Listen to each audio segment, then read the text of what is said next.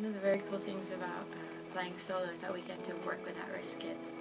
We get to almost mentor them into doing their own little show, like one-person show, and then we also just get to share our stories with them. Philip approached us with this idea of trying to use what we did, these projects, and this idea of the creation of the projects, and bring that process over to at-risk children.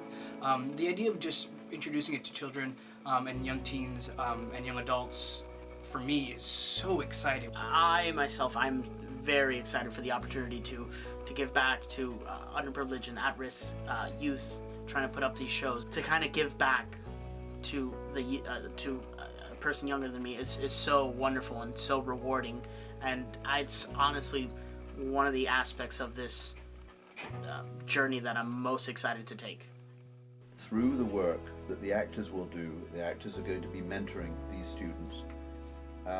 Through this work, we're hoping that these students who very often are falling through the cracks, either academically or emotionally, or they have problems at home, that by researching people who existed or exist, living people, not fictional characters, these students might come to a greater understanding of who they are themselves.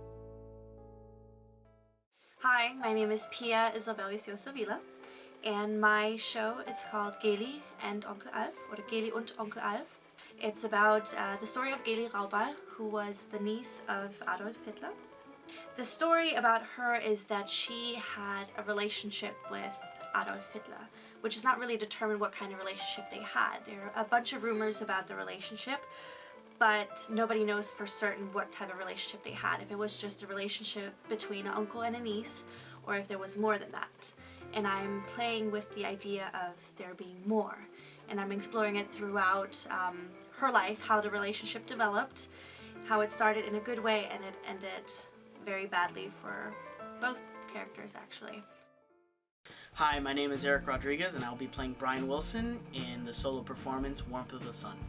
I really was attracted to the story of Brian Wilson because he's kind of the slice of Americana. He's an American institution who belongs in an institution. He was the sound of the 60s. I mean, you had the Beach Boys and the Beatles kind of going at each other, and his songs kind of represent this innocent time in America. But the man himself was tortured by demons and was kind of brought down by this expectation that people put on him as a genius. So I was really interested in that, the tortured mind of a person who brings happiness to so many people, to his listeners. That was immediately what attracted me to his story. My name is Alan Anthony Moria, and I'll be doing a show called Manicomio, and it's about Luigi Pirandello, this famous Italian playwright who's credited as a father of modern theater and the theater of the grotesque.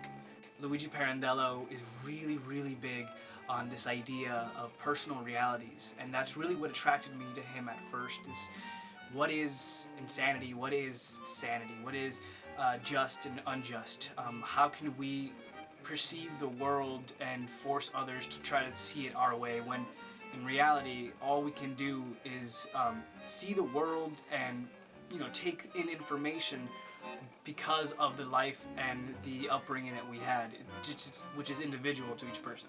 And so he really attacked that idea with a lot of humor, and which is why he's known as the father of the grotesque theater, because it was something that you shouldn't be laughing at, and yet you can't help but laugh, the way that it's presented with a lot of the commedia dell'arte. My name is Sofia Sasson, and I picked Vincent van Gogh. I love the way he sees the world.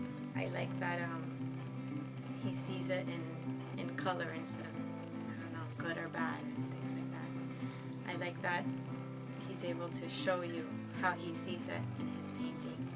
I found him very interesting because he's a person who didn't necessarily see all that beauty in himself, but he didn't project it into anyone else or anything else. He saw everything for what it was instead of whatever sadness he had inside. Well, it's always taking graduate students out, having them stop calling themselves students, and and actually go out into the world and present themselves as professionals who in this case have written their own material, are excited, really making a difference through their art. They have the opportunity to create something with their own hands, to really focus on maybe something completely different that they've ever had their own entire life. And especially now in this time where the arts is being removed from schools and we're having that issue where kids aren't able to express themselves, this gives another avenue. This just gives us another opportunity and another medium for children to be able to do that on their own time. To go to the libraries, to go into the internet and find all the research about somebody who's impacted their lives, somebody they look up to, a role model, and see what it is that made them the person that they are. And hopefully through that research, through this process of creating a new show, it can impact them, either consciously or subconsciously, to become that person or that thing that motivated them to choose whoever it is they're choosing. So just to be able to give back to what I received is so rewarding as a human and as an actor and as a professional. We have the chance, we have the opportunity to make the difference. And I feel like as actors that is our responsibility, and as What If works and doing this through Flying Solo, we are able to now give that message, give that opportunity, regardless of what comes out. That result is art. You can turn around and perform, and it can impact other people. And the performance itself becomes an opportunity to impact and to change.